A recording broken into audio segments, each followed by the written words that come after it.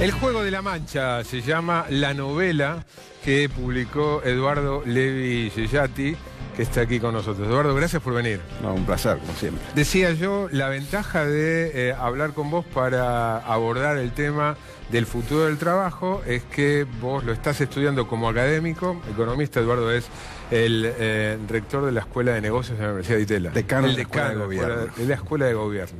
Y además escribió una novela que, bueno, contá, la novela en una Argentina que se quedó sin trabajo.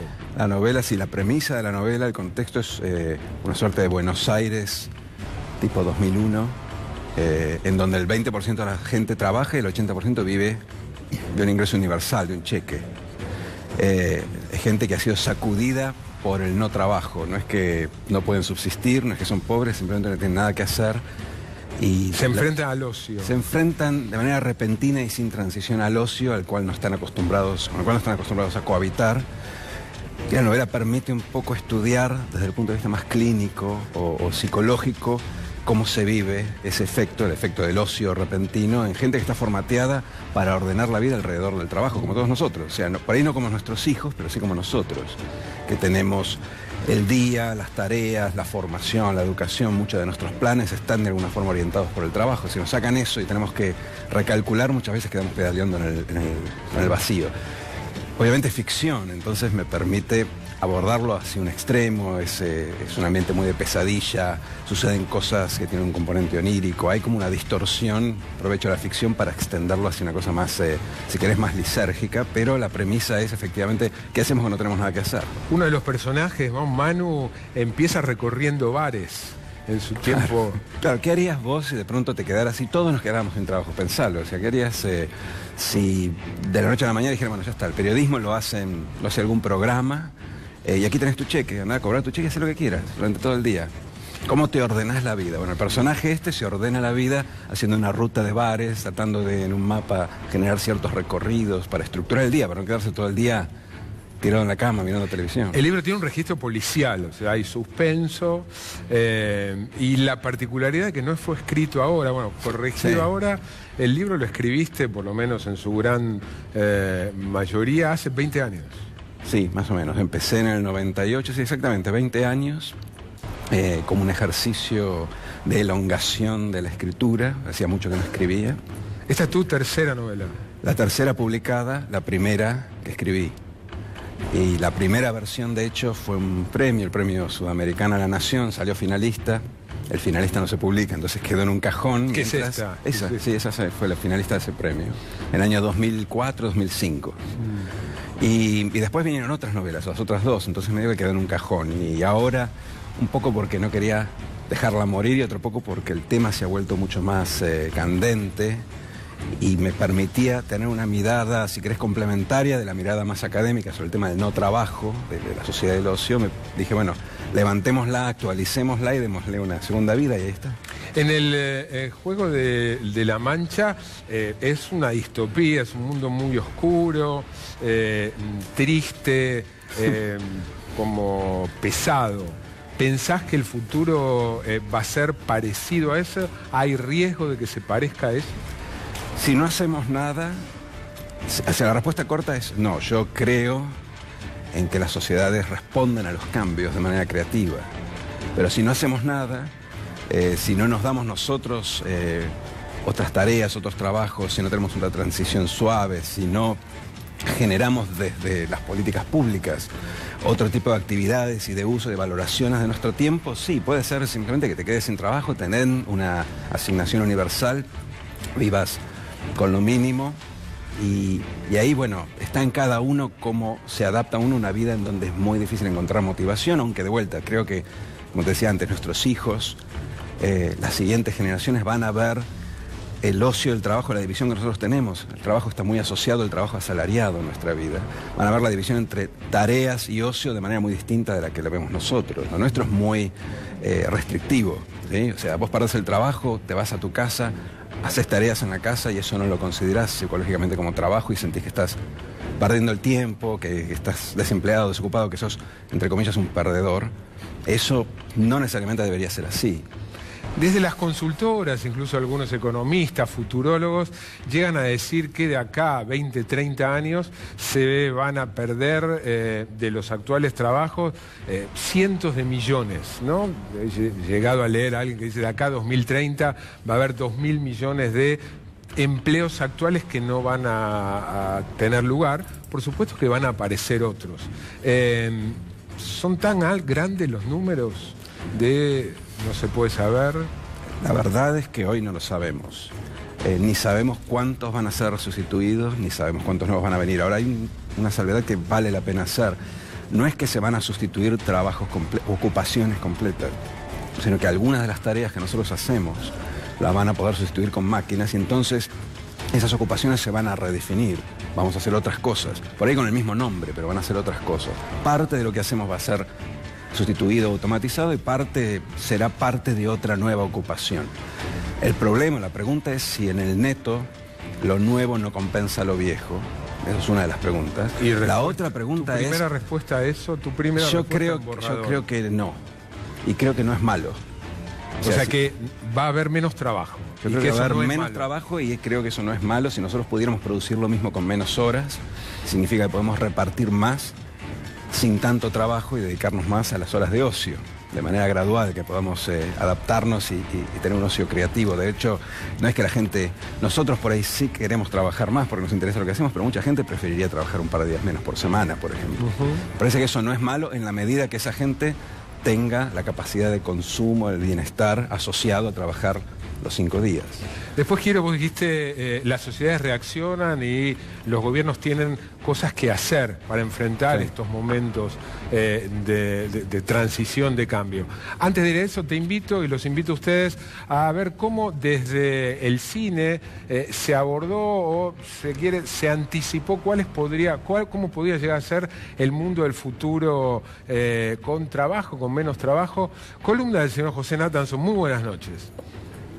¿Qué tal, Marcelo? Buenas noches. Efectivamente hay una enorme cantidad de obras de cine, de literatura, etcétera, que tratan este tema, que es cómo las máquinas pueden o podrán en un futuro reemplazar tareas que hasta el día de hoy realizan los seres humanos, digamos. Hay millones de ejemplos, uno puede mencionar, por ejemplo, Yo Robot, una clásica película protagonizada por Will Smith, basada en las 3 leyes de la robótica de Asimov, en donde un robot que actúa de policía rompe una ley, o aparentemente rompe una ley, que es que atenta contra un humano, algo que estaba prohibido, pero uno puede hablar de Terminator. Hay un montón de películas y de ejemplos cinematográficos y también en la literatura de ciencia ficción que hablan de cómo las máquinas pueden o podrían reemplazar a los humanos. Vamos a ver un clásico elegida entre todas las posibilidades, Blade Runner, película de Ridley Scott de 1982.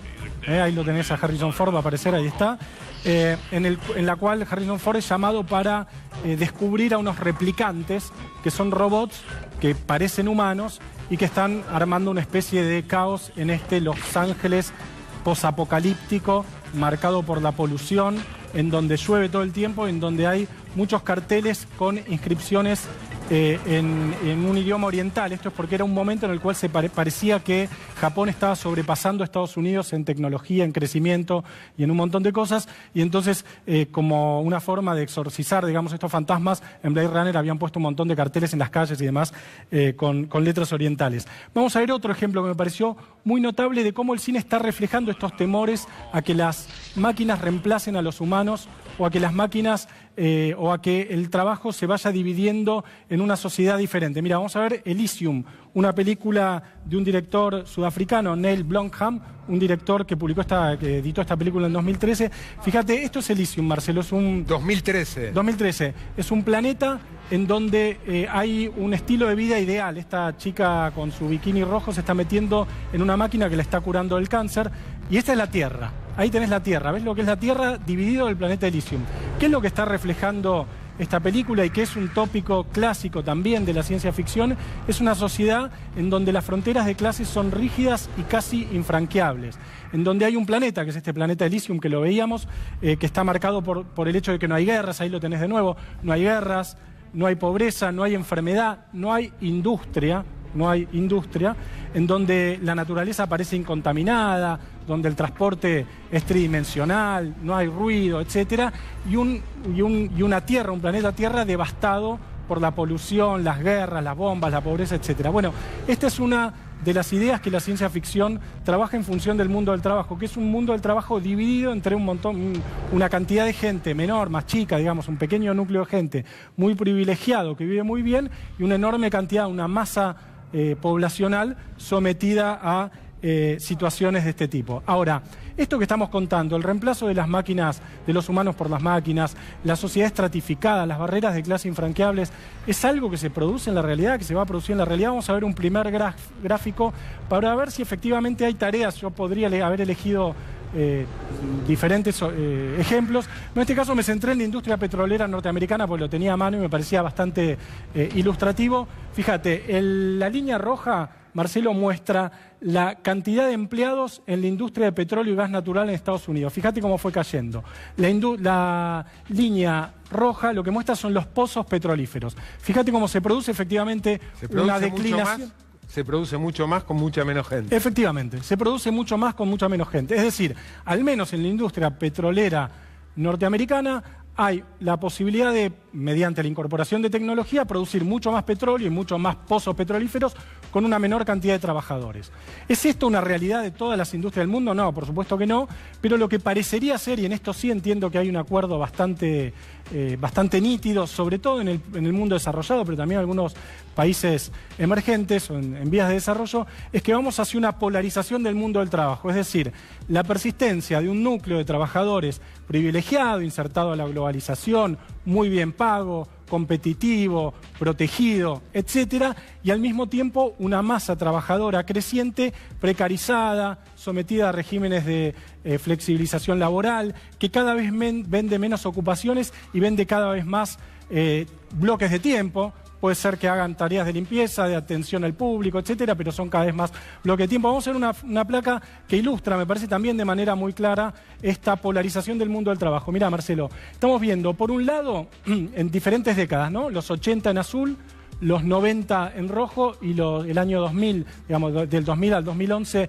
2001-2011 en verde, las tareas que fueron creciendo y que fueron desapareciendo o que fueron disminuyendo, mejor dicho, de acuerdo a los diferentes tipos de tarea. Las primeras tres líneas muestran las actividades cognitivas no rutinarias. ¿Qué son las actividades cognitivas no rutinarias? Bueno, son las actividades más calificadas, dirección de empresas, profesiones liberales, en general gente que tiene títulos universitarios, periodistas, etcétera. Bueno, estas actividades crecieron relativamente un poco en todas estas décadas, ¿verdad? Se mantienen en realidad, ¿no? En todo caso se mantienen, sí, efectivamente, se mantienen estables. Vamos a la última placa, fíjate, la última serie de columnas que muestra las actividades manuales no rutinarias. ¿Qué son las actividades manuales no rutinarias?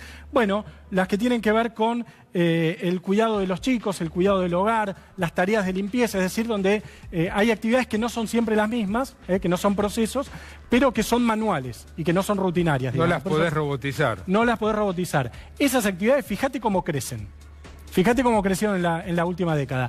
Y fíjate cuáles son las actividades que disminuyen todas las décadas. Las actividades rutinarias. ¿Cuáles son las actividades rutinarias? Las que implican procesos. Las actividades administrativas, las actividades industriales. Gran parte del sector industrial está contenido. ¿No? El montaje, la línea de montaje, las actividades administrativas. Entonces, lo que quiero decir con esto, y concluyo, es que vamos, o pareciera que vamos, no está del todo saldada la discusión, pero pareciera que vamos hacia una polarización del mundo del trabajo, en el cual hay un núcleo de trabajadores muy privilegiado que se mantiene y que crece, una masa creciente de trabajadores no calificados y un sector intermedio de clase media del mundo del trabajo que va disminuyendo. Cuando la ciencia ficción, Marcelo, muestra estos mundos polarizados entre una enorme tierra devastada y un planeta Elysium muy privilegiado, lo que está haciendo obviamente es proyectar los miedos y las angustias del presente, porque la ciencia ficción lo que hace es trabajar en base al presente. Gracias, José. Escuchaba y veía de José, ¿por qué se le tiene miedo al futuro? Miedo al futuro no se tiene, en todo caso a la incertidumbre. Bueno, la incertidumbre sobre lo que viene. Pues decía, sí, pero no... el temor a que la máquina reemplace el trabajo humano tiene 300 años de historia. ¿Por qué ahora más que en otros? No sé, creo que la gente, si vos haces una encuesta, no sé si ese temor está tan generalizado. La gente que estudia el fenómeno alguien como yo, por ejemplo, sin ir más lejos, pienso, pero puedo equivocarme, que esta vez es diferente porque si bien antes la máquina reemplazaba el músculo del ser humano, entonces lo que hacías era eliminar empleos industriales, pero generabas empleos en servicios, por ejemplo, o en servicios de salud, de educación, etc. Hoy estás reemplazando el cerebro humano también, y hay mucha sustitución en el sector servicios. Entonces, inteligencia artificial. Inteligencia artificial. O sea, la robotización no es el problema, la robotización es bastante vieja. Lo que marca la cuarta revolución industrial, como quieras llamarlo, es la combinación de nuevas tecnologías que generan a su vez nuevas tecnologías, entre ellas la inteligencia artificial, la minería de datos, lo que se llama el machine learning, que aceleran mucho el proceso de sustitución de actividades cognitivas. Cuando vos, te voy a dar casos muy comunes, pero hay muchos más en desarrollo, pero cuando vos reemplazás al traductor con un traductor online, o cuando tenés diagnóstico por computadora reemplazando al clínico, que básicamente lo que hacía era unir síntomas y enfermedades como correlacionándolas, estás reemplazando ya no el músculo, sino al cerebro, si querés. Y lo que te queda es, como última trinchera por ahora, es la empatía, lo que mencionaba José, de actividades como el cuidado de niños, la enseñanza, algunas cuestiones de la salud, la interfaz entre el paciente y el médico, que tiene que ser humano. El factor humano. El factor humano, exactamente, donde todavía las máquinas, y espero que nunca suceda, no han podido reemplazar. Pero la sustitución se va corriendo más allá de la fábrica. La fábrica, de hecho, ya es en gran medida automatizada porque el empleo industrial ha venido cayendo. Si vos mirabas ese mismo gráfico del petróleo con la producción industrial, el trabajo industrial en Estados Unidos, se veía exactamente igual. La producción industrial subiendo y el trabajo amesetado, sin crear. Esperemos que el mundo sea mejor que lo que pinta el Juego de la Mancha. Claro, hay que leer eso para empezar a actuar, para impedir ese tipo de futuro.